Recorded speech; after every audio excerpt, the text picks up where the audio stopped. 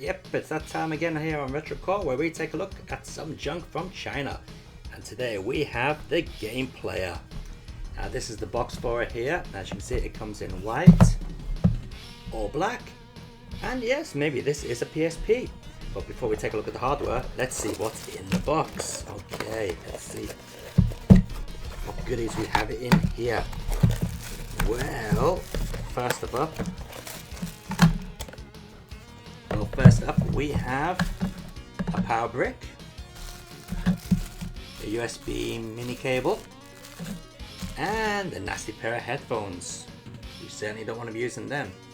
And a nasty set of instructions. Okay, so let's take a look at these instructions here.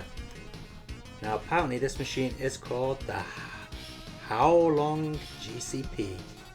Oh yes, how long is right. It's a bloody shit. Okay, and at least we can see that the manual is in color.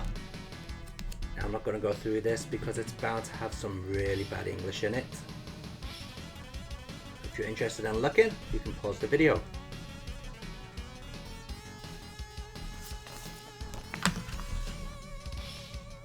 Oh, that's enough of that rubbish. Don't get over there. So let's take a look at the actual hardware itself. First impressions are good. I mean, it looks pretty solid. Looks like a PSP really. You got a little analog thumbstick here, D-pad, your buttons here, volume up and down, select and start. But to be honest, these buttons are absolutely awful. They feel horrible, really cheap and plasticky, and the actual machine itself feels really cheap as well. Around the top of the machine, we've got the L and R shoulder buttons, and on the back, if we turn it around, you can see there's a camera. We'll be taking a look at that later on. And you'll notice that this has 8 GB of internal storage. And surprisingly, it actually does. On the top of the machine, you can see we've got a power on and off button, TV out, headphone socket out, and mini USB to charge it and send the data across to the machine. But what's this actually like running? Well, it is cheap Chinese junk, so let's switch it on. Now the way you switch it on is kind of weird. You've got to switch it on at the back, and then you've got to hold down the start button. Here we go.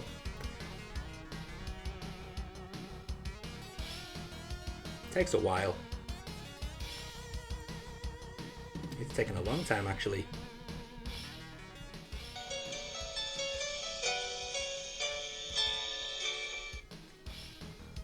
Okay, and while we're waiting for that, I'll just quickly mention that it does have a micro SD card slot on the bottom as well. And as you can see, it's gone off straight away. Now, first thing we'll do is go to the settings down at the bottom. Right, and we'll change the display. Okay, so we want the backlight time to stay on for longer than 10 seconds. We'll put it on for a minute. And we'll change that brightness as well. Here we go. That's better. I'll tell you what, let's break out the micro lens to get a better look at that screen. Now while we're here in the settings, let's take a look at what else we got. Well, we've got date and time, language settings, TV out, and advanced. So let's go to the advanced and see what we can do. So we can do play information, change the sound effects, format the memory, put a username in there, and check the settings and reset to default settings. But we're not going to do any of that. So let's take a look at the features we have on here. So as you can see up here, we've got a couple of apps lined up. Now they're just randomly put there. They're games which have been preloaded into this. It comes up with about 500 Game Boy Advance games on it, but actually there's only about 50 and they're just repeated. But we'll talk about the games later on. First, let's take a look at some of the other features. Okay, so here we have the movie player. No, we don't. We have the audio player. And this actually came with some music built in. Got the App Store thing there. Yep, it's got Billie Jean's built into it. Billie Jean by Michael Jackson. Get rid of that. Whoops, it's not going to stop. Okay, and you can also do various things such as playlists and whatever. Come on, how do I stop this? There we go. stop that. It's actually got 2 Michael Jackson songs on there. And it actually comes with a photograph viewer as well, but we'll talk about that a little bit later on. First, let's check out the movie viewer. Now this came with a couple of clips already pre-installed. So let's see what we've got. Yep, we've got some Atom Boy clip here. And the other ones was some Disney commercial by the looks of it. Now you may think that screen is pretty good, but just watch this. There you go, you can't see it at all now. It's terrible. Oh.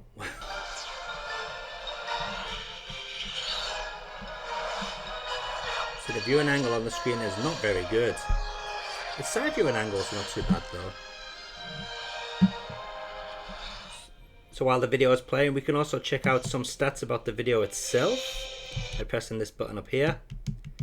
And you can see that the resolution on the video is not actually that good.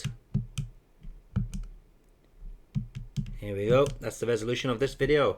Not too good at all. In fact, it'll only play standard definition and 480p videos. It won't play high definition videos at all. Okay, so let's get out of that. Okay, so here we go, the camera. Just how good is the camera on this thing? Well, I'll tell you what, let's take a look at some footage which I filmed using the video option on this camera, and then you'll see how good it is.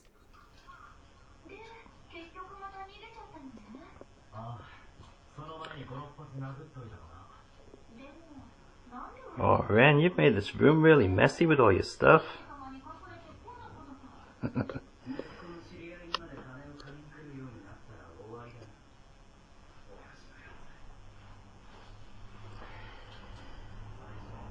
And yes, the video quality really is that bad. It's terrible. Bloody awful.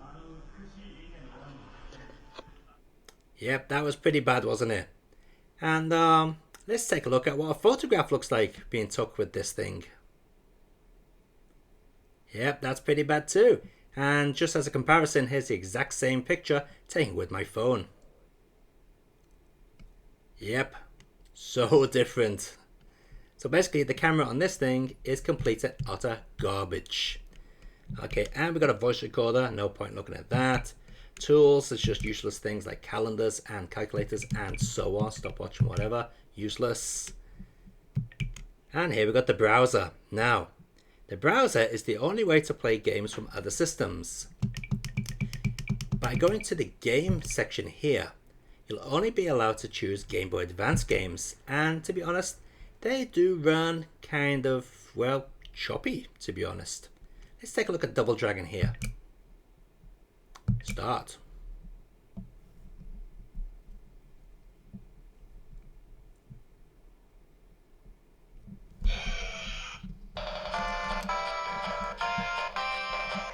Okay, let's start the game up. Turn sound down a bit. Oops, wrong button. Oh, by the way, this does have save states. Watch this. I did a save state before, and we go to resume. Oh. Well, maybe that didn't work because I was using a different ROM before. Okay, let's start the game.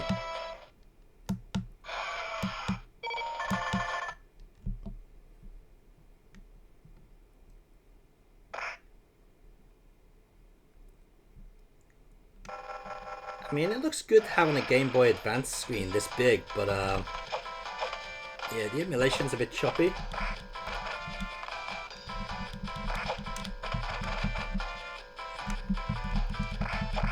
There's, you know, a bit of lag on the button pressing. The sound seems okay, which is a good thing. But yeah, there's definitely lag on the inputs. Okay, let's just show you that save state working. So press select, save game. Okay.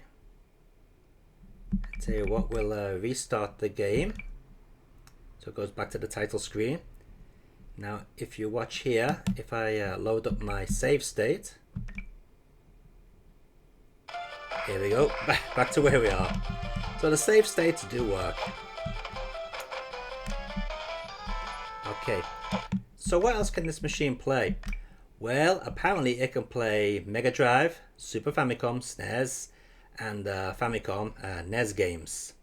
So how good is the emulation on those systems? Well, let's take a look. By the way, Games on Demand doesn't do anything. Now the only way to access those other games is by using the browser right here. And you go to the internal memory, or you can store them on a card. I've stored them on a card. To the game folder, and this is where you select the games for the other systems. Now you can put them in other folders to sort them out into system order, but I didn't bother. This one's a Master System game, and as you can see, doesn't work. That's a Game Boy game, and nope, that doesn't work either. Yeah, the menus are so laggy. But here we go with a Famicom game, and as you can see, this will work. But does it work well? Let's check it out. Yep, horrible stretch screen.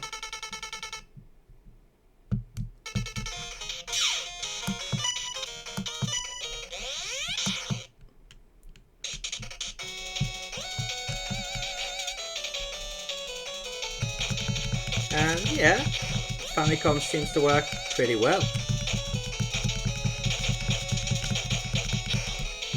No problems at all with the looks of this.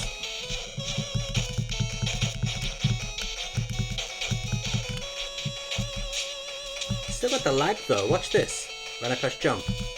See? There's a slight lag to it. Ready? Jump! Yeah, it jumps just after I press the button. Okay, so let's take a look at some of the other formats. See if they work well. So one that I'm interested in seeing is Super Famicom or Super Nintendo. Let's see if it will play those games. This is Akumajo Dracula or Castlevania Vampire's Kiss. Oh, that Konami logo did not look good then, did it?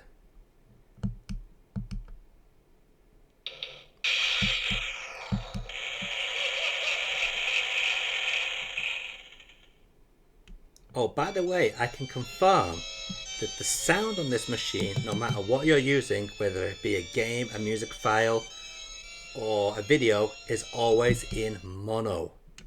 How about that for disgusting? No, never mind that. How about this for disgusting? Look how slow that is. Oh my god, that is terrible. Oh, that is so slow. Oh, wow, that is bad. Okay, well, let's take a look at the options. Now, as you notice, it does have a horrible screen resolution there. It's stretched all out of proportion. So we'll go into the options and... Oops, wrong button. So we'll go into the options and change that. Okay, sound output, by the way, just mutes it. It doesn't change into stereo. Keyboard mapping is actually button mapping, where you can change the buttons. And how the hell do I get out of this without changing stuff? Yeah, there we go. Okay, display mode, full screen, or normal. That's it. So if we go to normal, you'll see that it is actually very small. So this panel in here must be at least 480p resolution.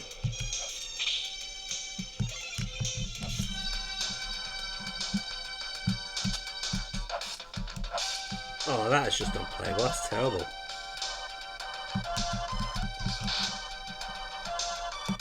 Now, I know what you're wondering. Does it play Super FX chip games? Well, no, it doesn't. So if we go to Star Fox here, it will attempt to load it, but then it'll just crash. See? Invalid format. Okay, but what about Mega Drive? Surely Mega Drive can't be as slow as the Super Nintendo stuff. Well, let's check it out. By the way, the Super Nintendo stuff did sound okay, didn't it?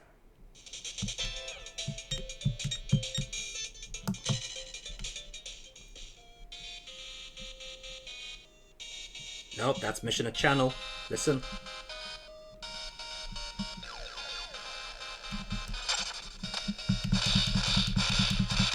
Oh, that doesn't sound right at all. And it's jerky.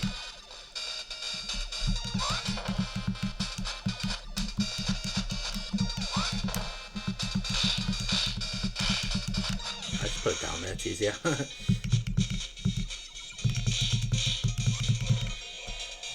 Yeah, Mega Drive stuff doesn't sound good at all. It sounds pretty bad. And the speed is slow.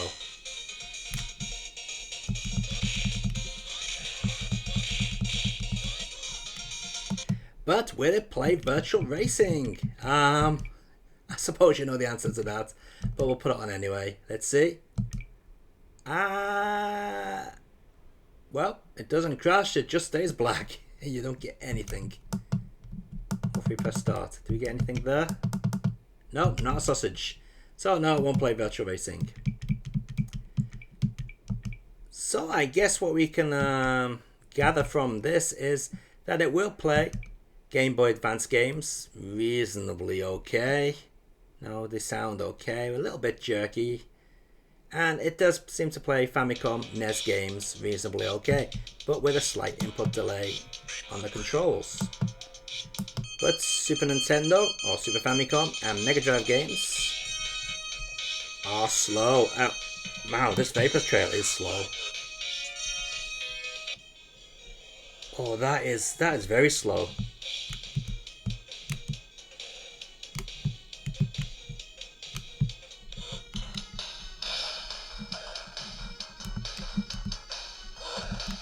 Yeah.